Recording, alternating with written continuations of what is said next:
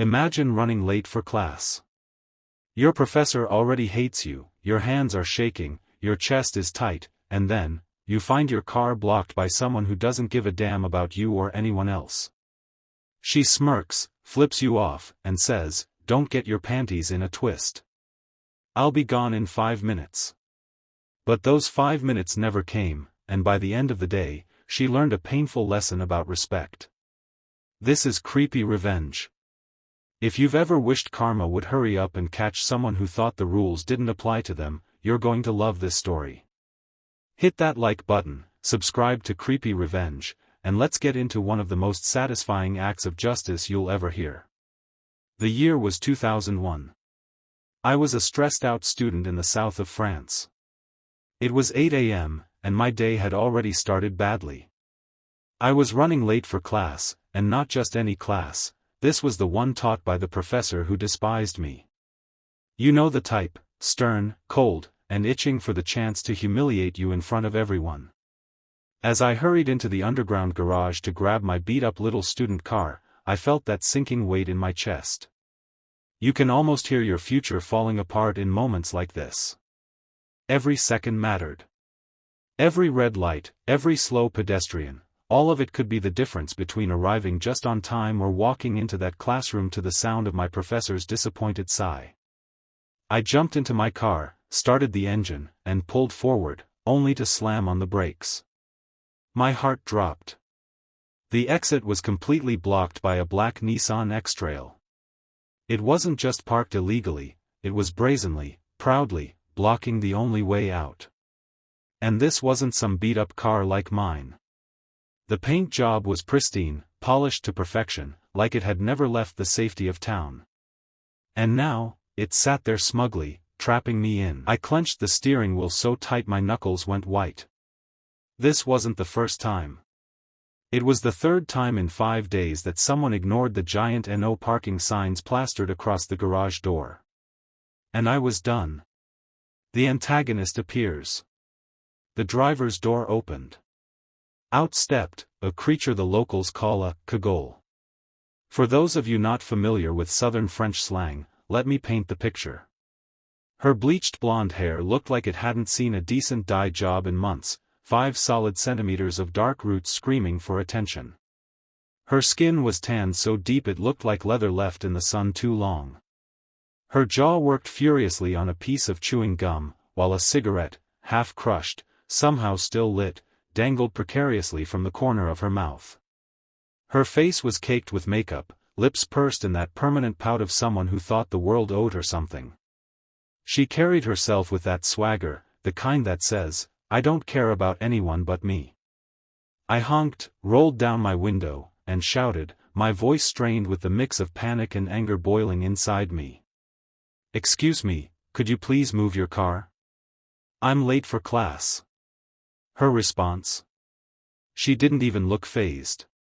She smirked, raised her middle finger, and barked, "Don't get your panties in a twist, asshole. I'll be gone in 5 minutes. Chill." Then she strutted away into a nearby cafe, leaving her car exactly where it was.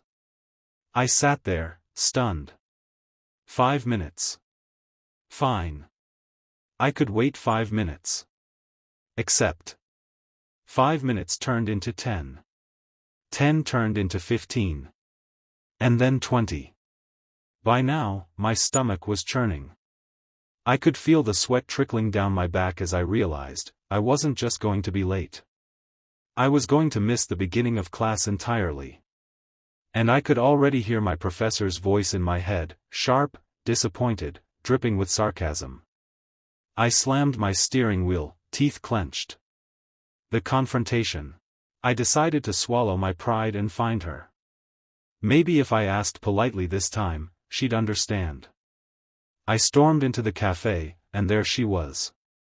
Sitting comfortably, cigarette in hand, cup of coffee steaming in front of her. She wasn't rushing. She wasn't planning on leaving anytime soon. She was chatting, laughing, like the world revolved around her. I forced a tight smile and walked over. "Excuse me, could you please move your car? I really need to get to class." She turned slowly, her eyes narrowing as if I had just insulted her entire family.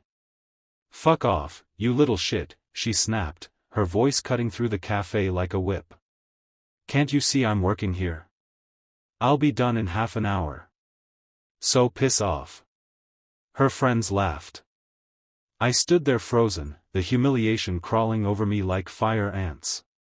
People were staring, smirking, enjoying the spectacle. My heart pounded so loud I could hear it in my ears.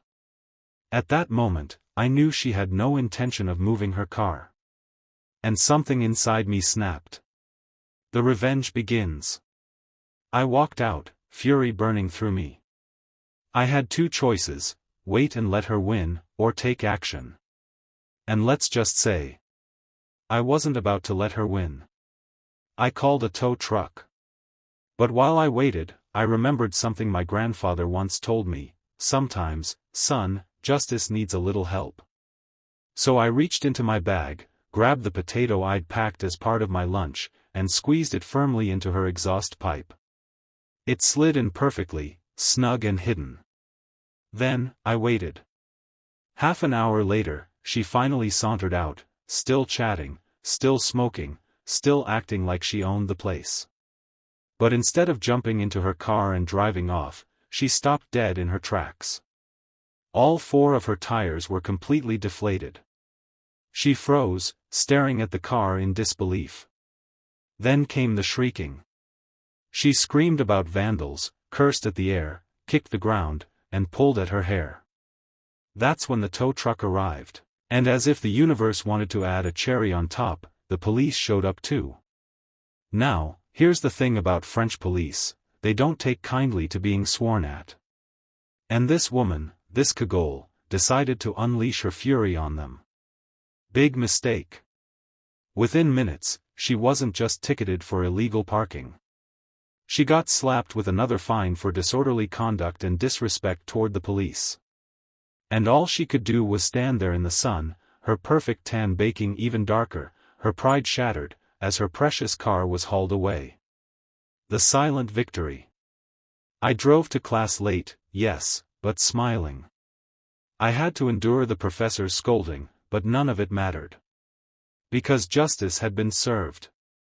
And even today, all these years later, I still wonder, when she finally fixed her tires, did she ever notice the potato waiting quietly in her exhaust pipe? She thought she could disrespect me. She thought she could disrespect the rules. But karma has a funny way of showing up when you least expect it.